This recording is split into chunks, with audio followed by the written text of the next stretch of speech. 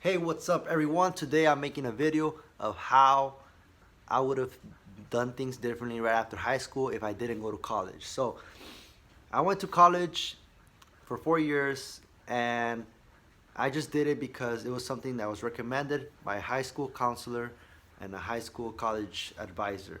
I don't know if it's college advisor, but the person that recommends colleges and teaches students, high school students, how to sign up for college and all that stuff. So uh, I didn't know anything about higher education. I didn't know if I was gonna make it to higher education. I had good grades, but just by getting good grades in my school, it was mostly Hispanic, so that pretty much tells this pretty much says if you do good in those schools, you pretty much stand out pretty easily, and so you grab the attention of counselors, and the counselors pretty much do all the work for you. They sign you up for colleges by just uh, taking you out of class, speaking to you about, hey, what are you gonna do? And of course, I didn't know, so I just did whatever they told me to do, and I did it. Signed up for college, went to college, regretted it. I hate school. I don't like the education system. It's very fake. Pretty much, it's fake. It's fake. It's fake. It's fake. So why is school fake? Fake. School is fake because one, they're teaching you stuff that's pretty much outdated. They're teaching you in a classroom that's outdated. It's pretty much been the same thing over and over. The curriculums change like very slowly. They don't adapt to students, so it's a one size fits all kind of system. So if you have lots of energy, if you have some kind of mental issue or dyslexia or some kind of learning disability, but you're not, that learning disability doesn't define you, but you're still, an able-bodied person, the school is not going to adapt to you. So you just got to adapt to it, and that's okay. That's fine. But the important thing is that you're learning from fake individuals, and not to talk bad about them, but they don't know that they're fake. They don't know that the things that they are teaching are pretty much not going to be applied. So from pre-kinder all the way to high school, you're gonna learn stuff. We learned stuff. I learned stuff that was pretty much something I hardly used. The most important thing that I used was probably math, arithmetic, and that's it. English, speaking English, writing, I guess not really. I don't write anymore. So they teach you all these subjects they expect you to learn in 1 hour each day for like 6 classes for 1 hour each day. How is that possible? I don't know how they expect us to learn. But if you are pretty much grown in a household that you have parents that are not going to teach you the ways of the world, and they themselves are pretty limited minded, and they are like your teachers. They are fake because they don't know what else is out there in the world. It's not their fault. So what I'm gonna say is the answer to that is you gotta read some books. You gotta read books early on so that you find out what you want to do with your life before you start to college. Because from pre-kinder to high school senior year, you are pretty much limited to what the high schools want you to do, what the middle schools want you to do, elementary schools want you to do. You're limited. They require you to attend school. Otherwise, you're breaking the law, and it's illegal for you not to go to school and sit in the classroom full of students that are also in the same train. In terms of your mind, everybody's the same. Everybody's getting trained to be an employee. And with that said, I hope this video pretty much encourages you to read. That's all I'm saying. Read books on money, watch videos on money, learn early on the rules about money. And once you understand how money works, you'll understand what your teachers do not understand, and what your professors don't understand, what your parents don't understand, is that, hey, you're gonna die eventually, and if you're just gonna go through school, get your high school degree and your college degree, and just get a job, not knowing why you're doing the job, who you're making money. You're literally, once you join a job, you're making money for somebody. At the end of the day, you're working for somebody. You're working for money. Money got you by the leash instead of you having money to work for you. This is something that comes from a book that I love. It is called Rich Dad Poor Dad, a book that I recommend to all of you to read, even if you're, you know, very traditional minded and hey, I still want to go to college. Read it. Just be open minded. Um, so you know what I would have done after high school if I didn't go to college is I would have just worked, and knowing what I know now, the books I read is I would have just worked to accumulate as much cash so that I could invest that cash. You know, if I would have started working um, right after high school, by now I would have had, you know, in a period of 7 years, if I saved $25,000 after 7 years, I would have had 175,000, $175,000 because I know how to save. I know how to save money, and I've been a money saver ever since I was a little kid. You know, in middle school, I would have like $900 stashed away just for nothing. Like I wouldn't spend it. I would just keep it away. Like I was not a spender. I didn't buy myself game systems. I didn't buy myself brand new shoes, clothes, anything like that. I just put it away just in case. Like I grew up in a household where money was very scarce, and whenever I had the chance to get money, I would put it away just in case. You know, I learned it from my mom. My mom was very frugal, super frugal. You know, single mother, raising two kids. So from her, I learned how to be frugal, but also I learned, you know, that money is important, and without it, a lot of problems start to come up, and it causes a lot of stress when you're pretty much having to feed two kids, and you're working minimum wage, and you're having to pay for all those bills. So, you know, now that I'm grown up, I see what my mom has done for us, so I'm very thankful for that. So yeah, right after high school, I would have just worked. By now, I would have had 175,000 at least, or somewhere around there. If I had worked, you know, maximizing my time. If I had worked overtime and stuff like that, like I would have, you know, just working, not business, nothing like that. I would have, you know, had $175,000 saved or more actually. If I would have had that money that instead of just being saved, invested in the stock market, it would have had probably grown 8% per year because I graduated in 2012 of high school.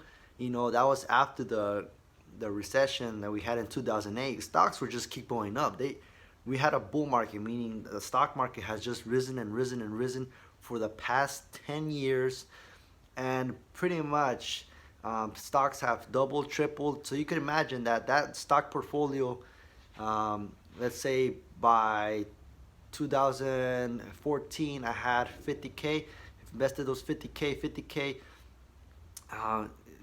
grown in three times. It would have been $150,000, and then plus the other 25K for 2015, 16, 17, 18. That's another 100 grand. So easily $250,000 that I would have had by now. Right now, actually, right after college, that's when I really started working, doing Amazon and just saving. You know, having the same mindset. I saved $30,000. I have a video. I'll put it down in the description below. And just from working, and now I am doing the investing. Now I am doing learning other stuff and reading books. Now I'm doing that, which I should have done earlier. So if you're watching this video, do that early on so you know what you want to do with your life, so that you can provide yourself with a cushion, so you can know what kind of moves you want to do in life, instead of just work for the rest of your life and then eventually, because the last thing you want is work for the rest of your life and then have nothing to show for it, and then realizing that the economy is going into another great recession or depression, and you have nothing to back yourself up. Imagine with no social security, that will probably be a thing. You know, no more social security when we get old. So pretty much the government probably won't be able to take care of us. Who knows? hey, maybe if Andrew Yang wins next year, we might get that UBI $1,000 a month. I endorse Andrew Yang. I love that guy. Check out his videos, Andrew Yang 2020. And yeah, so if that happens, great. But if the government can't take care of you, you gotta take care of your own self, and that's by investing your money. And whatever you save, you invest. You don't take money out of your investments. I mean, out of your investments and out of your savings, because that money is for your long-term growth. So what I'm starting to do now, after reading a book called The Richest Man in Babylon, um, I will start to take my savings, put them into investments first before paying any sorts of bills, rent, stuff like that. I mean, of course, I'm not gonna over invest in myself and not have money to pay the rent. I will just do it out of habit, rewarding my future by investing, saving first as a habit, and then having whatever money left to pay bills, rent. And I could even go a little bit over, pay myself first a little bit extra. Pay myself first is a term from the book Richest Man in Babylon. So by doing that, pay myself first a little bit more. I could do Postmates on the side just to cover my behind, to pay the rent, pay bills. But of course, I will always put more into my investments than what I put into my bills, and that's the goal.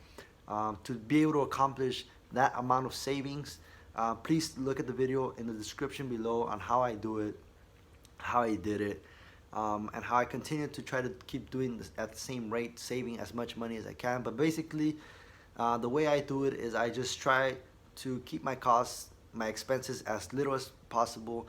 I have a used car that cost me $1,100, very fuel efficient. I pay $350 in rent. My cell phone is only $30 a month.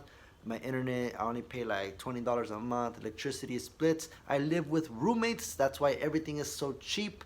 I have no recurring credit card payments unless, the ones that when I do put money on my credit card, I pay it all off at the end of each month in full. So I get cash back bonuses, but I always pay it off. I don't want to pay fees in credit cards.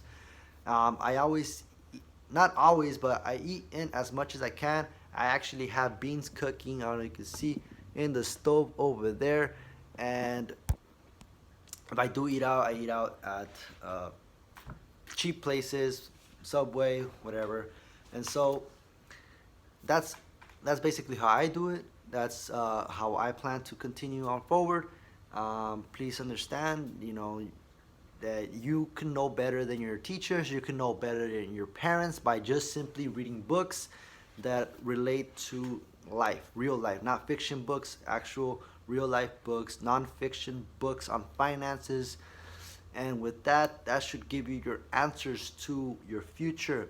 And now after high school, if you have graduated and you're watching this, you are officially in control of your life. You can move out of your parents' house. You can do many things with your life. You can change your life, the course of your life, by a split decision and decide to move out or staying in, placing ground rules, placing pretty much telling your parents, hey, this is how my life is gonna go, and this is how I plan to go about it. Don't let your parents run your life unless they really know. If they really know what they're talking about, like if they're telling you, giving you advice that you don't want to do, it's probably, something. It's an indicator that you probably shouldn't be living with your parents. You should probably move out, move with friends that are, or yeah, pretty much friends that want the same thing you want. Don't move in with friends that are pretty much lost and are not willing to learn from books and stuff like that. So with that said, read books before anything else. Read books before you take any step. If possible, read books before you're in high school. If you already graduated and you're out of college, then it's not late. It's actually not late. You can still catch up. You are more mature. You are able to learn and pretty much understand these books that are out there on personal finance, personal development, and they will help you out as well. So with that, I will leave you all, and please subscribe, like the video, check out the video in the description, and I'll see you all next Tuesday or any other day of the week when I post randomly. So bye bye.